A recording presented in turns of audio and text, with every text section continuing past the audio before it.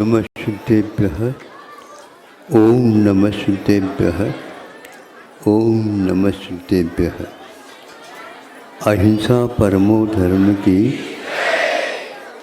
आचार्य गुरुवर श्री कुंड भगवान के आचार्य गुरुवर श्री ज्ञान सागर मुनि महाराज की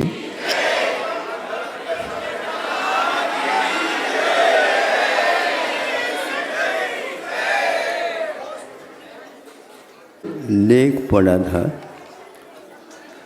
उसको पढ़ करके हम अपने आंतरिक भावों के बारे में भी जानकारी ले सकते हैं।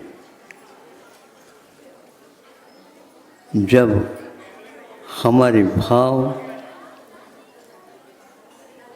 हमसे हमारे में भीतर हो करके भी हमसे बहुत दूर हैं, ऐसा अनुभव हमेशा हमेशा होता है, जबकि ऐसा है ही नहीं। निकट, निकटतम और निकट सन्निकट यूँ कहो, वह हमारे हैं, हम उनके हैं। हम अलगाव न रखें, उससे निकट से देखने का प्रयास करें। यह लेख यद्यपि चिकित्सा संबंधित है, किंतु उसमें भाव बहुत अच्छे घटित होते हैं। तत्व दो हैं, जड़ और चेतन।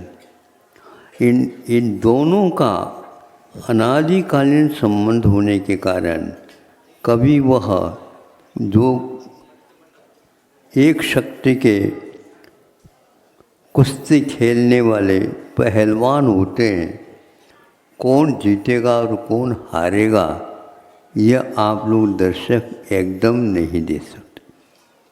जो नीचे बिल्कुल फंस गया वह भी अपने दांव पेच के माध्यम से ऊपर वालों को ताराएं दिखा सकता।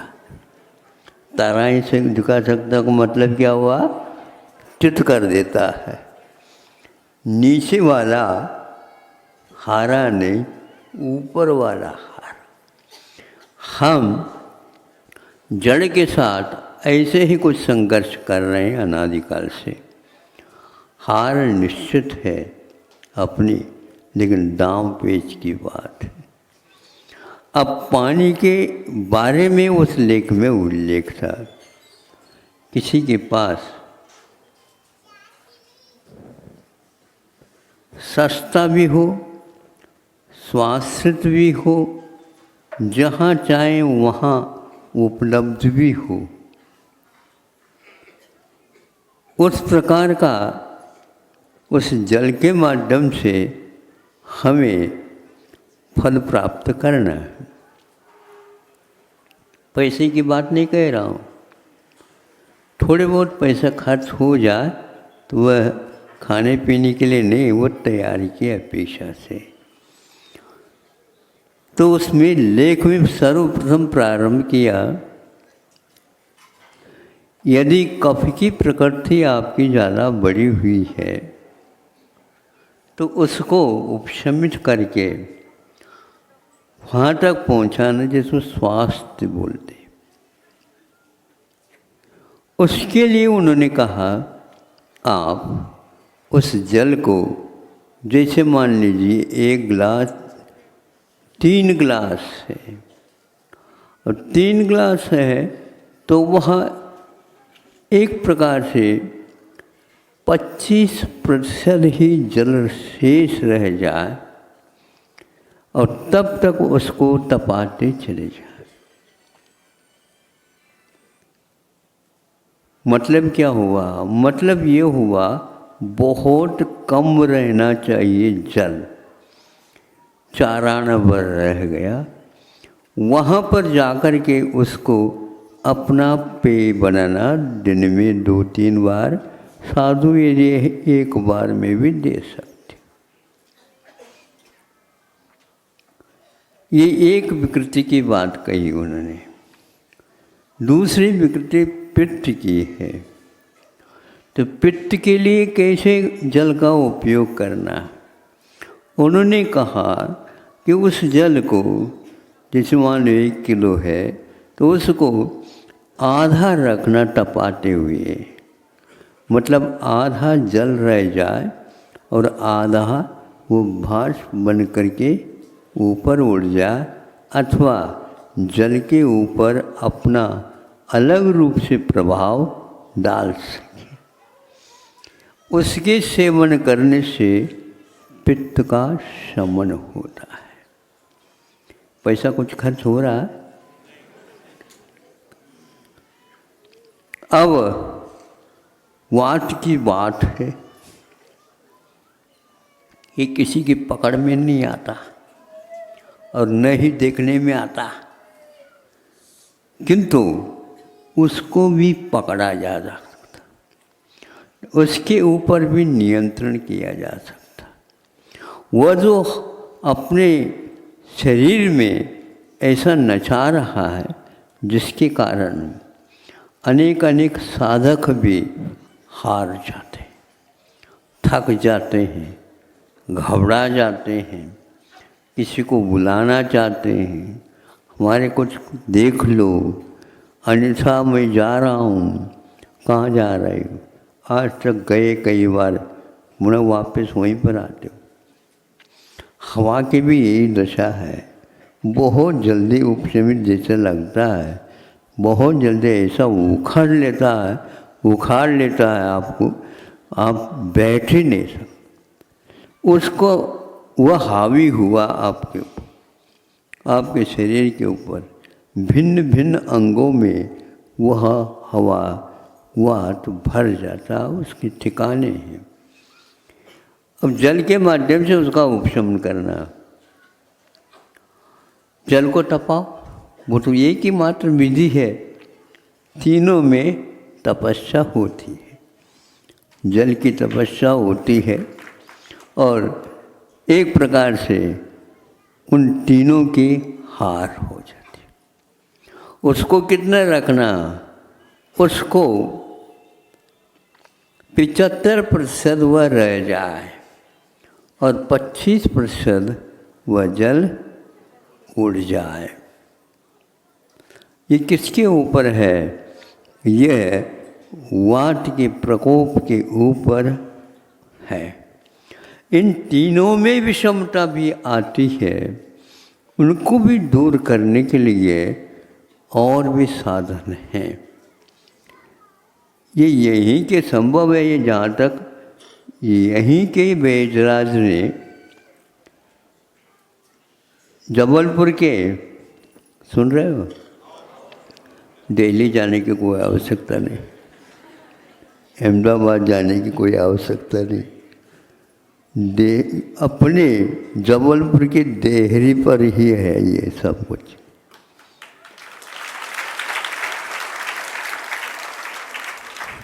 उस पुस्तिका का नाम उन्होंने अनुभव हजारा रखा। इस पुस्तिका में चिकित्सा संबंधी 1000 अनुभव, पुस्तक में से नहीं, पुस्तक में से, आयुर्वेद पुस्तक में से अध्ययन करके यह अनुभव की बात उन्होंने लिखा। 1000 अनुभव इसमें मुफ्त लिखे गए, आप पढ़ना चाहे तो पढ़ सकते हो और उसका उपयोग करना चाहे तो कर सकते हो। अपने ही परिणामों के द्वारा अपने आप को आपने बाधित किया, कोशिश किया जारी है, वो किसी प्रकार से हम इस शरीर से पृथक हो जाए। पृथक करने की विधि है, जैसे इस रोग को दूर करने की विधि है। हमें तपस्या करनी होगी, भावों की तपस्या होती है, पैसे खर्च करने की बात नहीं। पैसा ही जब रखा नहीं जाता और पैसे की कोई आवश्यकता नहीं है तो उसको और क्यों देखो, लेकिन नज़र तो उधर ही जाती है। महाराज रखो आप, जब वृद्धावस्था आएगी, जब कुछ भी साथ नहीं जाएगा, बाल बच्चे तो जाएंगे नहीं, लेकिन गांठ लगा करके इधर उधर देख करके, इधर उधर देखने कोई देख नहीं ले, वो धन भी तो देख रहा होगा आपको। मैं जाने वाला, तुम जाने वाले हो, अभी भी मेरी ओर देख रहे हो, तुम स्वयं की ओर देखो। तो भावों के माध्यम से हमने कर्म बांधा, तो ऐसे भाव भी है हमारे पास, तपा करके उन भावों के माध्यम से सारे कर्मों को नष्ट किया जा सकता है। और सारे कर्म इसी से नष्ट होंगे।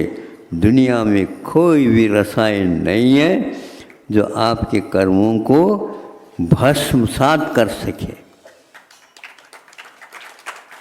ऐसी क्षमता, ऐसी ऊष्मा, ऐसा तप आपके पास विद्यमान है, विधिवत उसको अपनाने की आवश्यकता। ग्रंथों में जो लिखा हुआ है, अनुभव है, वह तपस्या के एक स्थान में बैठ करके लिखे गए हैं। बार बार अनुभव जो हो रहा है उसको लिख करके हम लोगों के ऊपर उपकार किया है। ऐसे उपकार को, यदि आप उपकार को चुकाना चाहते हो, तो उन्होंने यही कहा है, इसका साधना करो, इसकी साधना करो और अपने आप को इन सब जड़ से ऊपर उठाने का प्रयास करो। जल को आप ऊपर उठाना चाहते हैं, बहुत क्षमता चाहिए, बहुत शक्ति लगती है। पानी का स्वभाव नीचे की ओर जाने का है, ऊपर की ओर नहीं, किंतु आप कोशिश करेंगे वह जल ऊपर की ओर भी जा सकता, चौथे मंजिल तक भी वह जा सकता है। जाते हुए भी उसको वहाँ तक ले जाते समय कितना कष्ट होता तो आप लोगों को देखना पड़ा। एक बार 10 फीट ऊपर उठाया, फिर बाद में आपके पास यंत्र नहीं है जो ऊपर उठा सके, फिर घुमा करके दूसरा और कोई उपाय करते हैं तो पुनः 10 फीट चला जाता, पुनः 10 फीट चला जाता। इस प्रकार 3-4 बार कर लेते हैं, तब कहीं जा कर के चौथी माला में बैठे हुए सेठ जी के पास पानी जाता, मैं आ गया हूँ। पानी है, ऊपर जा नहीं सकता, लेकिन खर्च करते हैं दिमाग तो ऊपर तक पहुँच सकता है। ऐसे ही हम अपने भावों के माध्यम से अपने आप को ऊपर उठाना चाहें, उठा सकते हैं, लेकिन अभी आपको ही उठाना आवश्यक हो रहा है। अभी उठ नहीं पा रहे। कोई व्यक्ति आकर के मुझे कहता है, आप बताओ, आप अपने शरीर को सुखाने में धर्म मानते हैं, इसमें कुछ अनुभव होता है आपको, इसमें कुछ शांति सुख मिलता है आपको? हाँ, दुनिया में ये बहुत कम व्यक्ति इस प्रकार का पुरुषार्थ करते। ऐसे